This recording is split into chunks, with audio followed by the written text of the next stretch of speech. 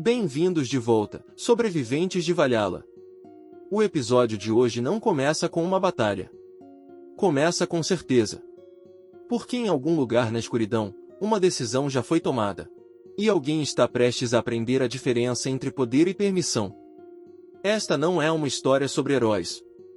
É sobre como as pessoas desaparecem silenciosamente, quando passam a ser consideradas inconvenientes. Um homem sangra até a morte em uma cela. Uma família nobre chama isso de controle de danos. Kim Jo-yeol não ouve nenhuma das explicações oficiais. Ele ouve intenção. Ele ouve mentiras. E ele ouve o som de pessoas poderosas ficando nervosas.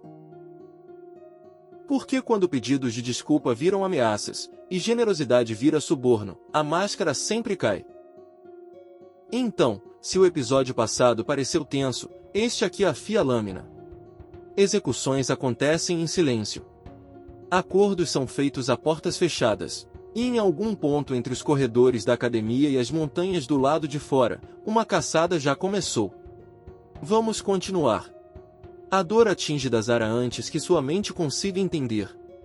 Seus olhos se arregalam, a mandíbula cai aberta enquanto seu corpo trai em tempo real. Algo quente escorre pelo peito e, por um breve instante suspenso, ele ainda tenta se convencer de que isso não está acontecendo.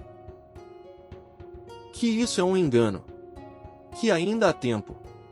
Mas não há. Ao lado dele está um homem envolto em sombras. Sem expressão. Sem urgência.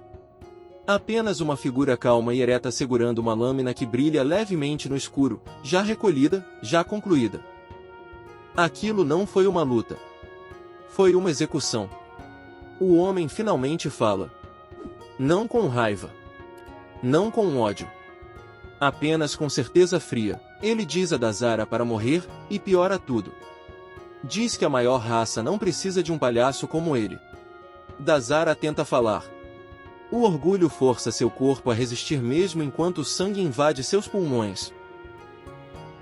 Seus joelhos tremem, o equilíbrio falha, e o mundo se inclina violentamente para um lado. Seu corpo está negociando por um tempo que o destino já gastou. Mas a gravidade vence.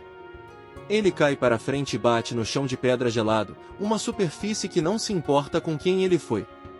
Ou com quem o matou. O homem observa sem se mover. Nenhuma reação, nenhum ajuste, apenas silêncio. O tipo de silêncio que diz que esse desfecho nunca esteve em dúvida. Então o ar muda, sua presença desaparece na escuridão, como se nunca tivesse existido. Sem testemunhas. Sem explicações. Apenas um corpo em uma cela, esfriando no chão. E o mundo segue em frente. A cena corta para a mansão da família Ventric, maior, mais fria, e cheia de pessoas que tratam assassinato como um inconveniente de relações públicas, desde que não manche o brasão da família. Porque o mundo não para pelos mortos. Lá dentro, Adélia Ventric, a líder do clã, já estava fervendo. Furiosa não chegava nem perto, era o tipo de raiva polida e afiada até virar autoridade. Seu olhar pregou Rok'Jil Ventric e Eden Ventric como insetos presos sob vidro. O ar parecia pesado, como se até respirar sem permissão fosse desrespeito. Ela chamou primeiro o garoto exibido pelo nome, e Rok'Jil respondeu instantaneamente, rápido demais, como se achasse que obediência pudesse apagar consequências. Essa é a graça dos jovens arrogantes, eles realmente acreditam que o tom certo pode desfazer um crime.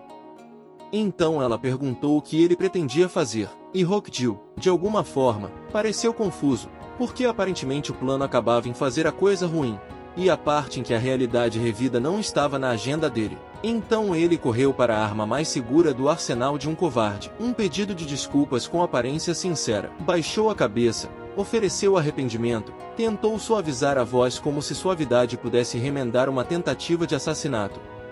Mas ela nem piscou. Um pedido de desculpas, aos olhos dela, era a moeda mais barata do mundo. Ela deixou claro que palavras não consertariam nada. Então ordenou que ele explicasse. Em detalhes. Por que havia cometido um ato tão malicioso? E Rok'Jil não hesitou, claro que não. Pessoas como ele ensaiam desculpas como se estivessem se preparando para uma apresentação no palco. Ele se explicou de forma limpa, confiante, quase orgulhoso da lógica. Queria lidar com Kim Joo-yeol. Acreditava que Kim Joo-yeol havia insultado a família Ventric. Agiu sozinho. Fez o que precisava ser feito. E por um momento, ela ouviu. Não por respeito, mas porque queria ouvir exatamente quão rasa seria a justificativa. E quando a explicação terminou, ela o encarou como se estivesse medindo quanta estupidez cabia dentro de um único crânio humano. Ela entendia o alvo, sim. Podia até entender a vontade de lidar com Kim Joo-yeol. O que ela não aceitava era a mesquinhez. Hokjil não estava defendendo a família. Estava defendendo o próprio ego. Isso ficou óbvio imediatamente. Ele tinha vestido tudo com honra, mas era orgulho, fino, infantil, gritando por vingança porque alguém feriu sua autoimagem.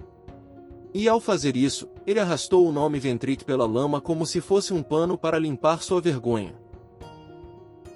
Foi aí que a questão da punição surgiu, pesada e inevitável. Ela não anunciou imediatamente. Pairou sobre o assunto, indecisa, deixando a sala sentir o peso. E Hokjil, percebendo de repente que sua vida podia realmente estar em jogo, começou a entrar em pânico, não gritando, não implorando como um plebeu, mas naquele desespero típico de garoto nobre, com os olhos arregalados e as palavras saindo rápido demais. Ele disse que faria qualquer coisa para restaurar a honra da família, qualquer coisa. E ela olhou para ele como se falasse outra língua, porque só havia qualquer coisa que fazia sentido: expulsá-lo. Remover o problema. Cortar o membro apodrecido antes que a infecção chegasse ao coração. Mas Eden Ventric, o pai, interveio, claro que interveio. Pais como Eden amam o nome da família até que ele ameace o próprio sangue, e então de repente descobrem o conceito de misericórdia. Ele argumentou que a expulsão era severa demais. A líder não gritou. Não debateu. Apenas virou o olhar para Eden e fez uma pergunta que cortou mais limpo do que qualquer adaga. Ele queria ser expulso no lugar do filho? E Eden congelou. Porque aquele foi o momento em que a sala deixou de ser uma reunião familiar e virou um tribunal. E Eden percebeu que não tinha uma boa resposta. Se dissesse sim, se arruinaria. Se dissesse não, admitiria que o filho merecia. Então ficou ali, nervoso e em silêncio, preso entre orgulho e sobrevivência como todo homem fraco em uma casa poderosa. Enquanto isso, a mente da líder já corria à frente, calculando as consequências públicas. Emocionalmente, queria Hokjil morto ou expulso imediatamente, isso seria satisfatório, mas politicamente? Isso gritava culpa. Tornaria óbvio demais que Hokjil havia ordenado a Dazar uma tentativa de assassinato. E em um mundo onde a mídia fia cada rumor como uma arma, culpa evidente era um luxo que ela não podia pagar. Então escolheu o único movimento que parecia controlado. Chamou Hokjil novamente, pelo nome. Ele respondeu imediatamente, tremendo. E ela disse que não o expulsaria, por enquanto. Não era perdão. Nem misericórdia. Era um adiamento. Ordenou que ele voltasse a avaliá-la em silêncio. Sem barulho. Sem atenção. E depois do encontro dele com Kim Joo-yeol, ela reconsideraria tudo. Hokjil agradeceu como se tivesse recebido uma segunda vida, e ela, sem suavizar o tom, ordenou que Eden mantivesse vigilância constante sobre seu filho medíocre, porque a posição de Eden dependeria do comportamento de Hokjil. Eden concordou rapidamente, porque quando a sobrevivência depende da obediência, homens como Eden se tornam muito cooperativos. Então ela os dispensou. Saiam imediatamente. E todos obedeceram sem questionar, porque quando alguém exerce poder corretamente, até os arrogantes aprendem a andar em silêncio. Do lado de fora, Eden e Hokjil caminharam pela mansão com rostos sérios, mas a tensão não desapareceu, apenas mudou de forma. Eden ordenou que o filho ficasse em silêncio dali em diante, parasse de agir de forma imprudente, evitasse criar mais problemas. E Hokjil ouviu. Mas a verdade feia, era que Eden não tinha compreendido totalmente o que a líder havia feito.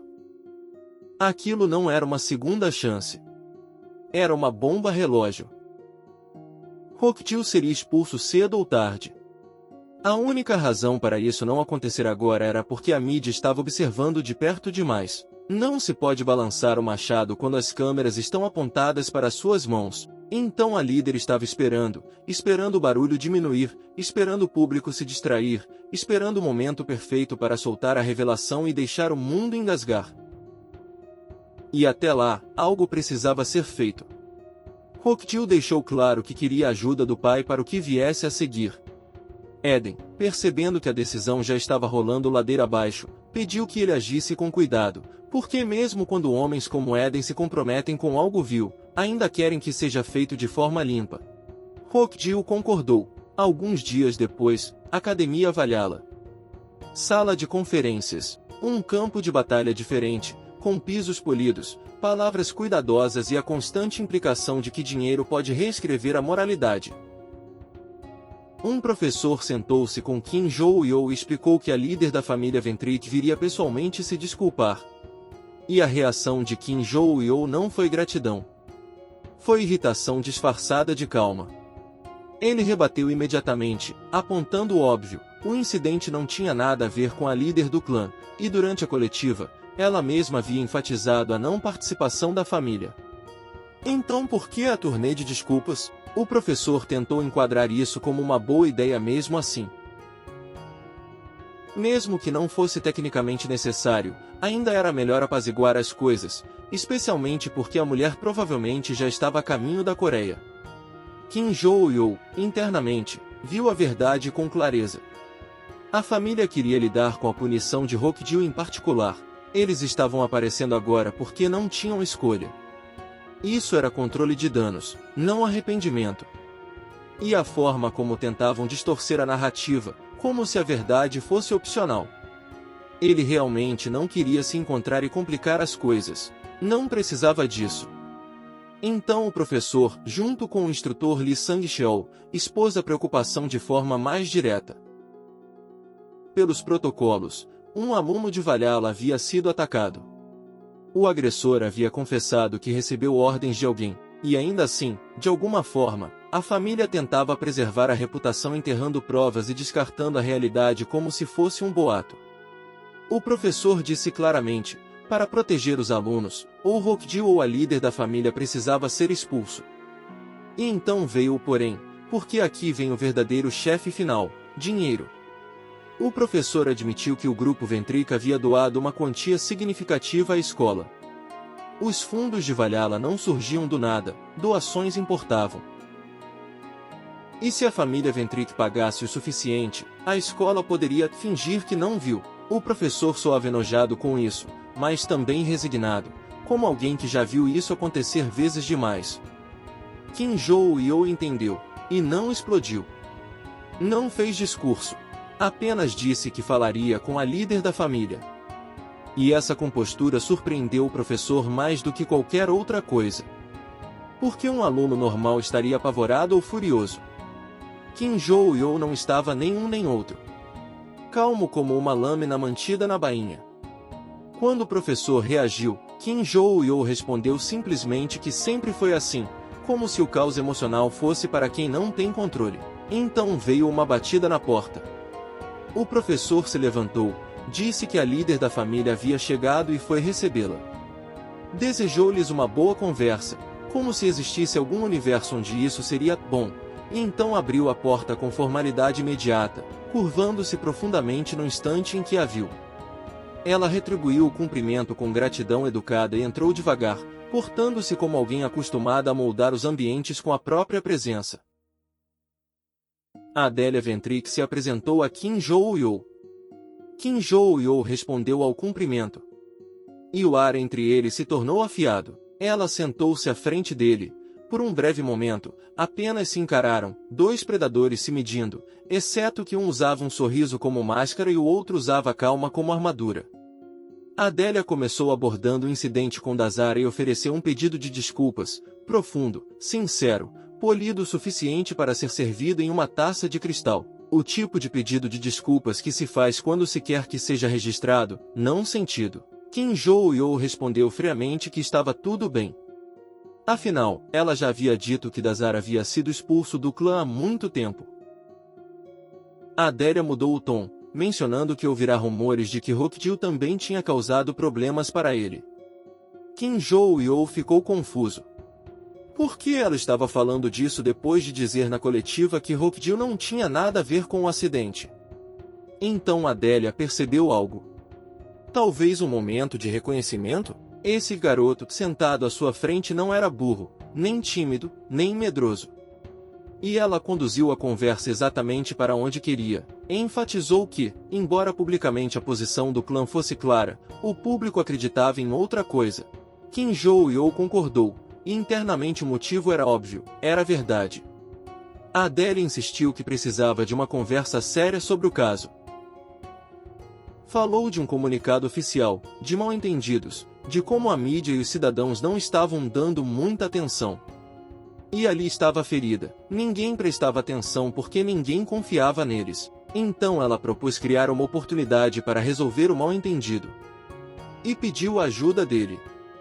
Kim Jo-yeol cortou no meio da frase com um não firme, como se estivesse esperando a oferta e já tivesse decidido queimá-la. A Adélia não desmoronou. Mudou a estratégia. Se ele ajudasse só dessa vez, ela prometeu apoio até a formatura. Ofereceu recomendá-lo a uma guilda patrocinada pela família depois, garantindo sucesso como caçador. A proposta era generosa no papel, impulso na carreira, proteção, conexões, tudo que um estudante normal desejaria. Kim Jo-yeol não desejou. Ele respondeu algo como sempre acaba nisso, né? E o jeito como disse deixou claro, ele viu o desespero por baixo do perfume. Não estavam oferecendo apoio por admiração, estavam oferecendo apoio porque queriam que ele ficasse em silêncio. Muito dinheiro, muita influência, tudo jogado sobre um garoto como um suborno embrulhado em futuro. A expressão de Adélia se contraiu. Kim Jo-yeol explicou por que recusava. Estava irritado por tentarem encobrir tudo, e não apoiaria isso. Nem ele, nem seus assistentes. Não tinha interesse em recompensar uma família por esconder a verdade. O mínimo que ela podia fazer era aceitar a vergonha que Hokjil havia trazido ao nome Ventric. E foi nesse momento que a máscara de Adélia Ventric rachou. A raiva subiu rápido, e ela o insultou, chamando de lixo, porque quando pessoas poderosas se sentem encurraladas, param de negociar e passam a lembrar que acham você inferior. Ela chegou a liberar sua aura, deixando a fúria se manifestar fisicamente, como se intimidação fosse a última ferramenta que restava em sua caixinha elegante. Kim Jo-yeol conhecia bem esse tipo de coisa. Ele zombou dela. Apontou que ela finalmente mostrava seu verdadeiro eu porque não conseguia mais segurar. A câmera quase poderia dar um zoom em seu rosto enquanto ela percebia que havia sido levada a revelar quem realmente era, não uma líder digna oferecendo paz, mas uma figura arrogante que acreditava que o mundo deveria se curvar só porque ela existia. Adélia rebateu, dizendo que tinha vindo para facilitar as coisas para ele, e ele respondeu com arrogância. Ela estava furiosa. Disse que quisera ser generosa, e agora ele estava jogando isso fora. E sem hesitar, disse sem disfarçar, não custa nada matar um garoto como ele.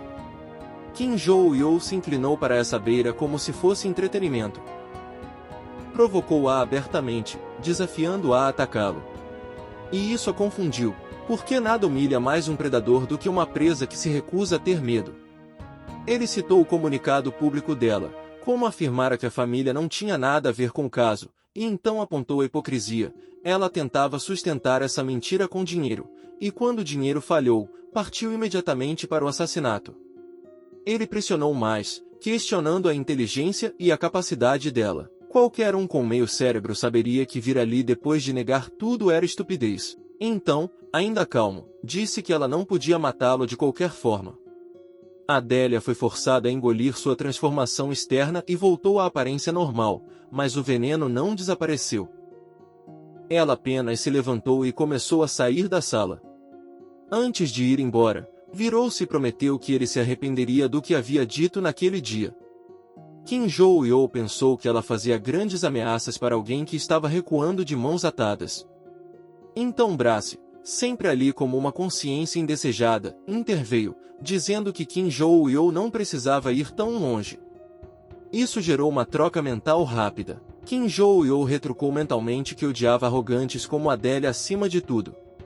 Aqueles que se acham intocáveis, arrogantes, que acreditam possuir tudo. Ele a xingou mentalmente com a criatividade intensa que só alguém realmente irritado consegue alcançar.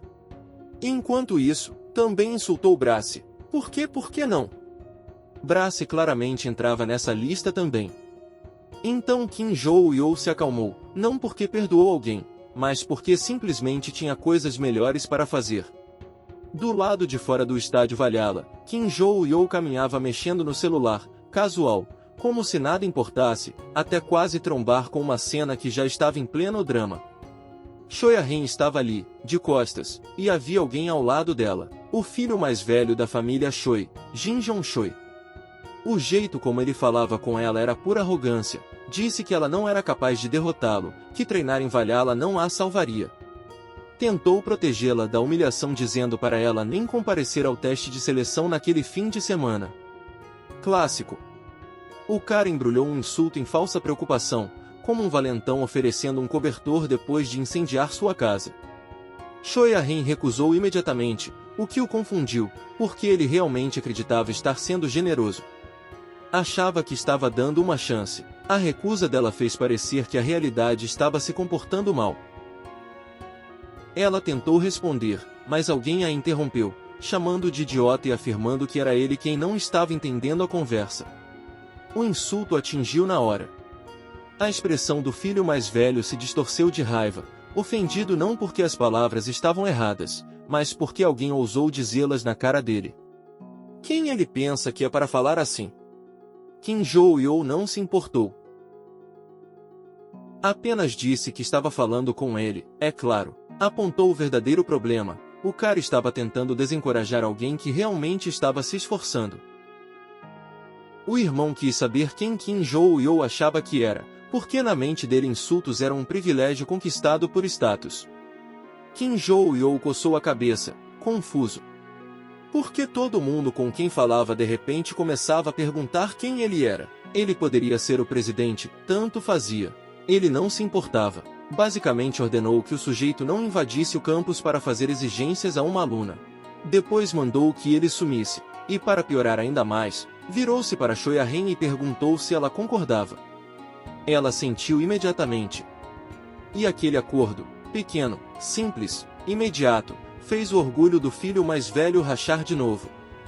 Ele forçou uma despedida, dizendo que se viriam no teste, e então foi embora, fervendo como alguém que acabará de perder o controle em público.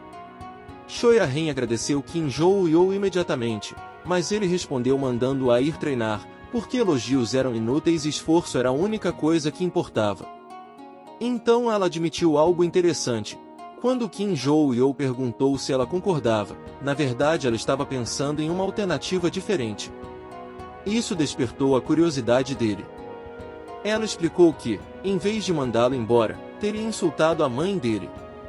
Kim Joo-yeol a interrompeu ali mesmo. Basicamente disse que ela era maluca, mas a troca fluiu naturalmente para outra coisa, planos de treino, porque as melhores amizades em lugares perigosos são construídas com movimento compartilhado, não discursos sentimentais.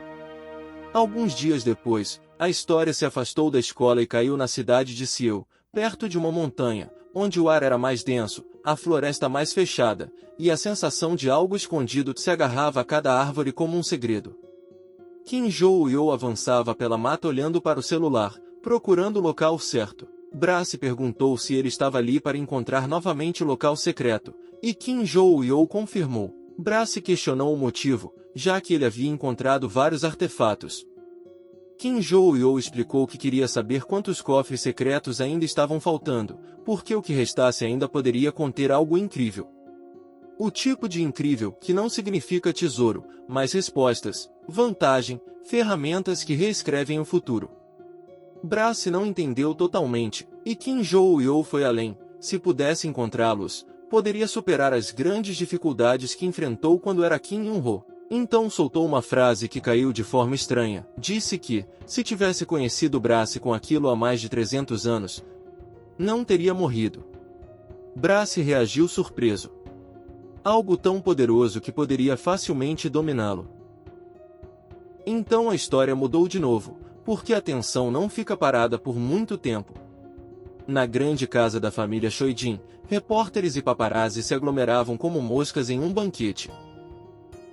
Todos falavam sobre o teste de seleção, sobre os candidatos, sobre quem se tornaria sucessor e quem seria expulso. Então Choi Jeon-seo, o líder do clã Choi, chegou, e a multidão ficou em alerta. Ele anunciou que o teste de seleção começaria em breve e repetiu a regra brutal. O vencedor seria reconhecido como sucessor, e o perdedor seria expulso da família imediatamente. Sem apelações. Sem conversamos depois. Apenas um corte limpo. Ele perguntou se os candidatos estavam prontos. Eles responderam que sim. Então ele declarou o teste: encontrar a lâmina da lua azul escondida nas enormes montanhas. Trazer de volta. Não importava como. Quem retornasse com ela venceria. Só havia uma condição. Matar era estritamente ilegal. Ele deu a ordem para a batalha começar. E naquele instante, o teste de seleção virou um campo de caça. Choi Jin-jeon viu a Ren disparar na frente. Ele achou que ela precisava daquilo. Mas o plano dele era quase ofensivo de tão simples: deixar ela encontrar a lâmina e então roubá-la. Deixar ela fazer o trabalho pesado e arrancar a vitória no último segundo. Uma estratégia de parasita. Eficiente. Nojenta. Perfeita para alguém que acreditava que força significava tomar, não conquistar. E assim que esse plano se encaixou na mente dele, a história escorregou por um instante para o passado, porque o presente tinha raízes, e aquelas raízes estavam podres. Choi Jin-jeon, depois de ser metaforicamente chutado para fora por Kim Jo-yeol mais cedo, se afastou com raiva queimando no peito. Então o celular dele tocou. Ele atendeu rápido, se identificando, e um homem do outro lado perguntou o que tinha acontecido com a lâmina da lua azul. Choi Jin-jeon explicou que teria que participar do teste de seleção, o que tornava tudo mais difícil e demorado. O homem ficou irritado, porque não era a primeira vez que ouvia essa desculpa. Choi Jin-jeon pediu desculpas depressa e então fez uma pergunta que revelava tudo sobre sua motivação. Se ele obtivesse a lâmina da lua azul, o homem cumpriria a promessa? A resposta veio firme. Sim. O acordo estava selado diante de uma constelação, destinado a ser cumprido. Então o homem mandou ele focar apenas no alvo. Choi Jin-jeon concordou. De volta ao presente, a obsessão se assentando nos olhos de Choi Jin-jeon. Ele acreditava que o relicário era dele. Ele iria pegar, de um jeito ou de outro. Choi Ren parou de correr e usou o mana, sentindo o rastro do mana da lâmina. Ainda estava lá. Ela estimou cerca de 15 minutos. Então ela identificou a direção. E Choi Jin-jeon surgiu atrás dela. Então a lâmina estava naquela direção, ótimo. Ele perguntou se ela estava rastreando a lâmina por rastros mágicos, e quem tinha ensinado isso. Choi Ren respondeu com simplicidade: Kim Jo-yeol treinou ela. A história caiu dentro da memória dela, no treinamento que tornou o presente possível. Choi Ren tinha perguntado a Kim Jo-yeol sobre controle de mana. Ele disse que sim, ela podia aprender, porque já tinha uma base. Ele apontou que ela já tinha dominado converter mana em trovão, mas chamou aquilo de básico. Então disse para ela praticar exercícios pequenos e controlados, não apenas ataques grandiosos. Ela perguntou sobre o método, e Kim Jo-yeol olhou para ela como se presumisse que a família dela já tivesse ensinado, até a expressão abatida dela tornar a verdade óbvia. Ela não tinha esse tipo de orientação. Então Kim Jo-yeol se ajustou, perguntou o que ela sabia. Ela sabia como pedir poder emprestado de uma constelação e reunir energia mágica. Ele admitiu que também não era particularmente bom nisso, porque arrogância não é o tempero dele, honestidade direta é. Então ele mandou ela parar de responder e relaxar o corpo inteiro. Disse para ela estender o mana levemente pelos dedos dos pés e das mãos, espalhando devagar como se estivesse direcionando mana para cada fio de cabelo. Nesse estado, Ela tinha que sentir o mana no ar. Ela se concentrou na hora. E a visão dela mudou. O mundo virou algo em camadas, mana visível, textura no ar, formas e fluxos inesperados. Os olhos dela se arregalaram de medo, porque enxergar o invisível sempre vem com a realização aterradora de que você andou cega a vida inteira. Kim Jo-yeon perguntou se ela sentia. Ela disse que sim, explicando que conseguia ver a forma do mana ao redor dele. Ele disse que era assim que o mana se sentia mesmo quando fraco, mesmo quando não saía do corpo. Com controle preciso, dava para sentir, moldar, rastrear. Ele mandou ela usar mais mana, porque isso tornaria mais fácil sentir resíduos. E se ela treinasse o suficiente, seria capaz de identificar rastros mágicos de objetos e até ver silhuetas com clareza. Mas ele também deixou algo claro, não podia levá-la mais longe. A partir dali, ela teria que treinar sozinha. Ela concordou. E aquele treino, silencioso, focado, implacável, agora vivia dentro dos movimentos dela enquanto ela encarava Choi Jin-jeon na floresta. Aquele nome acionou algo em Choi Jin-jeon. Ele perguntou quem Kim Jo-yeon era, então se lembrou, e imediatamente o insultou, chamando de sem vergonha e idiota, chocado que alguém daquele tipo tivesse talento. A raiva de Choi Arren estalou. Ela disse que Kim Jo-yeon era mais forte do que um ser humano horrível como ele, e exigiu saber o que ele estava fazendo ali. Choi Jin-jeon zombou dela e começou a desembainhar a espada, explicando a própria presença com pura violência. Ele estava ali pela lâmina, e se ela entrasse no caminho, seria cortada.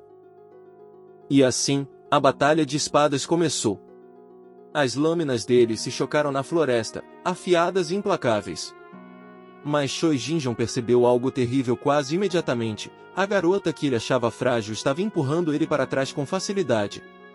Ele recuou, impressionado apesar de si mesmo, se perguntando quando ela tinha ficado tão forte.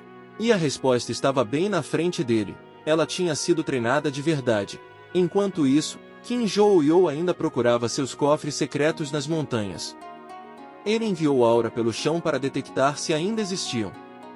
Mas ele sentiu que aquele cofre também tinha sido destruído. Ele tinha criado tantos cofres, mas parece que o de Valhalla era o único de pé. Tomara que não. Mas então o mana explodiu do chão. Finalmente, murmurou Kim Jo-yeon. Ele encontrou mais um. Só que ele sentiu algo próximo e olhou na direção de onde vinha uma quantidade enorme de energia. E de repente, um raio atingiu o chão, sacudindo as montanhas. A batalha entre Arren e o irmão escalou. O choque virou frenético. Ela reuniu o mana e converteu em relâmpago mais uma vez. E enfim, conseguiu atingir Choi Jin-jeon e forçá-lo a recuar. Ele caiu respirando pesado, visivelmente abalado, e tentou recuperar a dignidade zombando dela, dizendo que Valhalla devia ter ensinado ela a lutar como um javali. Insulto barato. Disfarce clássico de pânico. Choi Arren disse para ele desistir da lâmina. Ele chamou ela de maluca e então soltou a frase mais cruel que tinha: uma filha ilegítima como ela não merecia o relicário. E aquela frase não foi só um insulto. Ela revelou quem ele era. Ele não estava lutando por herança. Estava lutando para validar a crença de que algumas pessoas nasceram para ser pisadas. Ele avançou de novo, furioso, pronto para esmagá-la. Choi Arren segurou a espada firme, girou, cortou de lado em movimento rápido, quebrando a guarda dele. Mas então girou a espada mais uma vez para acertá-lo e desferiu um golpe limpo e brutal. Choi Jin-jeon desabou, a dor torcendo o rosto, caindo no chão derrotado. Choi Arren soltou o ar, aliviada e em choque. Ela acreditava que poderia acertar um golpe, mas não esperava que fosse tão decisivo. Então ela se virou e decidiu ir embora enquanto podia. E foi quando uma voz atrás dela comentou como ela tinha vencido fácil, e o medo atravessou ela como gelo. Choi Jin-jeon estava de pé de novo, completamente recuperado, aura sombria ao redor, a raiva queimando tão forte que parecia sobrenatural. Ele lembrou a ela do que tinha dito antes: ela só recebeu uma pequena bênção. Enquanto alguém como ele, alguém que fez um contrato, não poderia ser derrotado por alguém como ela. Ele admitiu que ela o pegou de surpresa, e daria crédito por isso. Mas agora? Agora a luta de verdade começava. Shoyahen notou a aura escura estranha ao redor dele, vilanesca, errada, e exigiu saber por que ele tinha feito aquilo. Choi Jin-jeon zombou dela. E então avançou. Ela atacou com precisão. Ele desviou de uma distância absurdamente curta e contra-atacou com um golpe forte e limpo que acertou o corpo dela.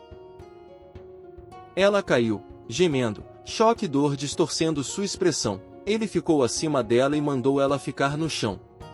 Não era conselho. Era uma ameaça disfarçada de misericórdia. Ela notou o ferimento, grande, sangrando muito. E enquanto lutava para não desmaiar, perguntou se o contrato dele era com alguma constelação maligna. Choi Jin-jeon se explicou, e a verdade saiu como veneno. Ele era o líder da Guilda da Verdade. Tinha um contrato com uma entidade de nível A. E agora estava aliado a um grupo chamado Devotos do Um. Aquele nome pesou. Mesmo em um mundo cheio de monstros, os Devotos do Um carregavam outro tipo de peso, o terceiro grupo maligno mais perigoso do mundo. Shoyahen, sangrando e apavorada, ainda o questionou, perguntando que tipo de benefício poderia justificar esse caminho. Ele já tinha um futuro enorme pela frente. Choi Jin-jeon zombou da dúvida dela e tentou descrever como se fosse algo razoável: poder, comando, autorização para se desprender dos limites comuns. Ele falava como se o mal fosse uma escolha de carreira com vantagens. Então revelou algo ainda mais feio: ele entrou na Guilda da Verdade aos 12 anos. Trabalhou para a família desde criança, preso sob a supervisão do pai, não por escolha. E durante a adolescência, quando desejos se torcem e crescem, ele conheceu alguém dos devotos. Aquele homem o encorajou, dizendo que ele poderia realizar todo o desejo que carregasse no coração. E Choi Jin-jeon admitiu que o desejo dele era quebrar humanos frágeis. Não vencer. Não triunfar. Quebrar. Mas para entrar nos devotos, ele precisava cumprir uma condição: obter o relicário da espada da lua azul. Esse era o preço de entrada. E então ele soltou a frase que deixou a floresta mais fria. Disse que, se ela tivesse desistido antes, ele teria obtido aquilo sem dificuldade, e ela não teria precisado começar o segundo teste. Shoyahen, confusa pela dor, lutou para entender o que ele queria dizer. Choi Jin-jeon pareceu espantado e explicou: 10 anos atrás, a filha mais velha da família Choi, a irmã dela, Shoyajin, participou do primeiro teste de seleção. A mente de Shoyahen disparou para a lembrança do vazio. Sua irmã mais velha desapareceu durante aquela avaliação. E Choi Jin-jeon confessou, quase casualmente, que naquela época ele não conseguiu controlar os próprios desejos. Mas mesmo depois de brincar com ela, ainda assim falhou em encontrar o relicário e acabou gravemente ferido. Se não tivesse falhado, poderia ter entrado nos devotos do 10 anos atrás. Ele continuou, explicando que o pai encontrou a filha depois e a colocou secretamente em um hospital. E então tiveram que espalhar o boato de que ela tinha sumido. Shoyahen exigiu saber onde Shoyajin estava agora. Choi Jin-jeon sabia que ela queria encontrá-la, mas seria melhor ela desistir. Porque o motivo de a mãe dela ter piorado foi porque ela viu o estado da irmã. E com essa crueldade entregue, Choi Jin-jeon voltou ao negócio. O relicário. O objetivo. O assassinato que deixaria o caminho limpo.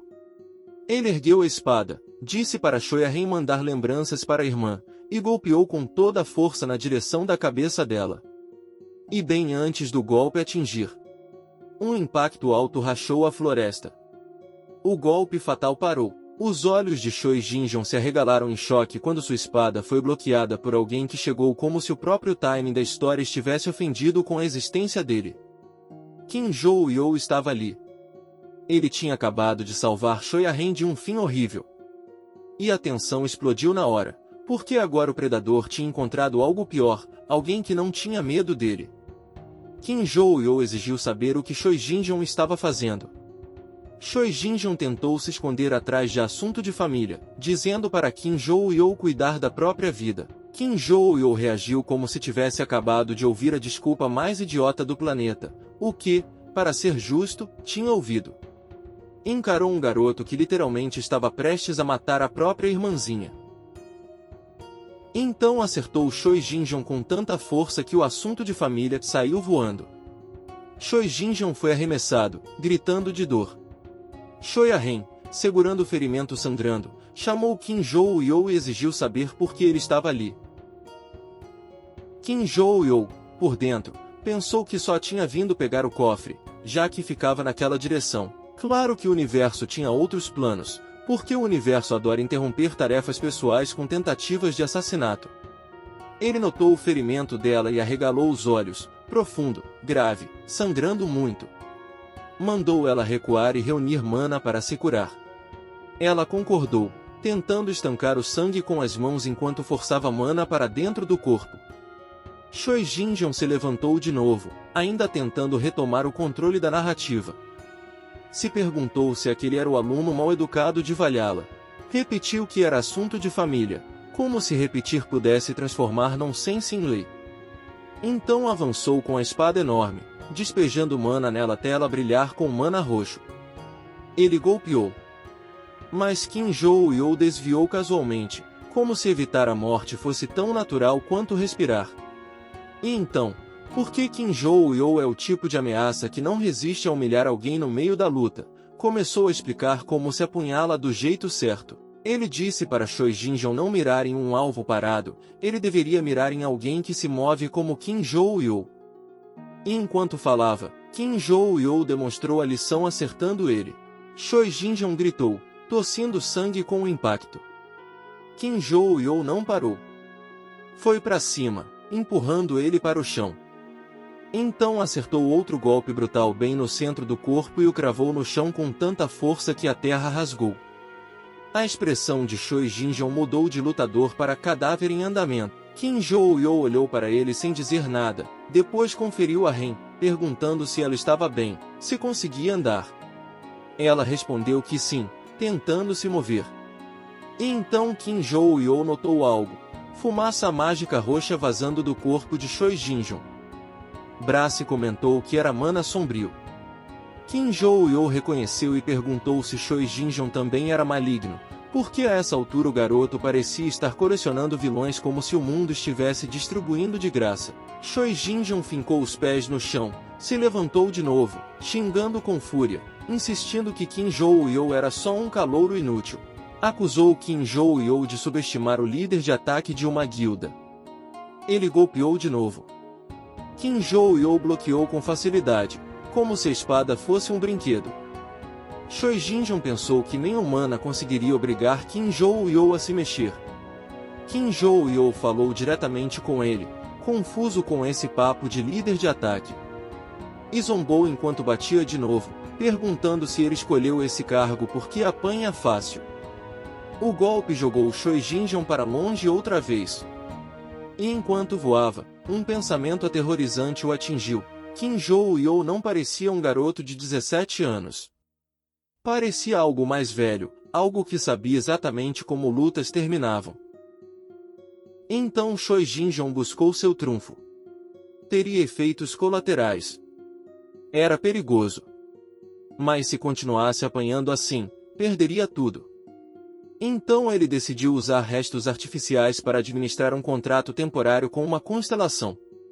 Kim Joo-yeol observou enquanto Choi Jinjong mastigava aquilo, calmo, paciente, como se estivesse vendo um cachorro roendo o brinquedo.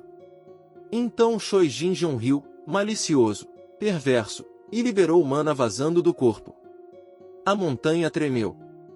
Um terremoto se espalhou. Fumaça roxa subiu alto no céu, tão densa que podia ser vista até do local do teste de seleção, e todos que assistiam caíram em desespero. Repórteres ligaram uns para os outros, em pânico, descrevendo a visão antinatural. O líder da família, Choi Jeon-seo, reconheceu o perigo na hora. Uma espada mágica densa o suficiente para todo mundo ver, exatamente onde a lâmina da lua azul deveria estar. Tradicionalmente, ele não interferiria no teste de seleção. Mas isso já não era tradição. Isso era um desastre em andamento. Então ele decidiu agir. De volta ao local, Kim Joo-yeol e Choi Jinjong se encararam. Então Kim Joo-yeol perguntou se era só isso. Ele só elevou a aura. Pronto? Choi Jinjong xingou e alegou que aquilo era só um efeito extra. Se gabou dizendo que o poder vinha do contrato temporário e que aquilo era só uma parte. E ameaçou Kim Joo-yeol como um homem tentando parecer alto enquanto está ajoelhado. Então algo surgiu, informação como uma história de terror sussurrada dentro da cena. Uma entidade parecida com um dragão, algo descrito como o dragão que mata todo mundo, reconheceu o relicário, ficou feliz em descer ao mundo depois de muitos e muitos anos. Ele ativou uma habilidade chamada o Olho que Vê Tudo. Os olhos dele focaram em Kim Joo-yeol, que observava tudo com uma expressão serena. E essa serenidade quebrou o monstro. O dragão arregalou o olho, começou a tremer de medo, e então desativou a habilidade. Aí ativou de novo. E desativou de novo. Outra janela de informação apareceu. O dragão que mata todo mundo está com medo. A boca do dragão ficou aberta em choque, suando, fluidos escorrendo do nariz. Ele gritou que precisava ir embora imediatamente. Choi Jin-jong ficou confuso, porque não conseguia compreender o que estava acontecendo. Ele chamou o Senhor Constelação, perguntou o que havia de errado.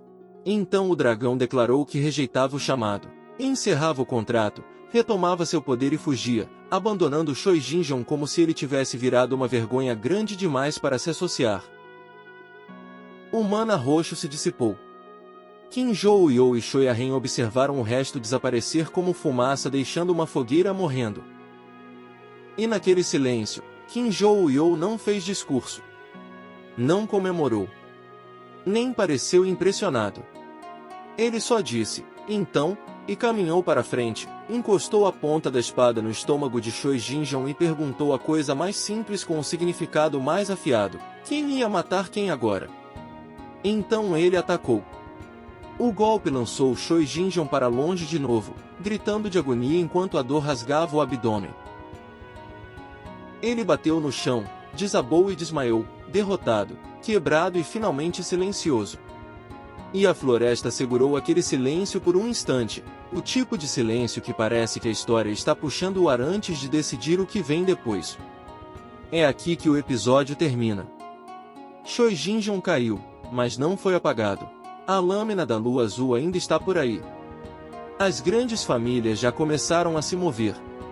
E aquele que ordenou esse relicário, aquele que observou tudo das sombras, ainda não foi tocado. Na próxima vez, a caçada deixa de ser pessoal e vira guerra. Fique pronto.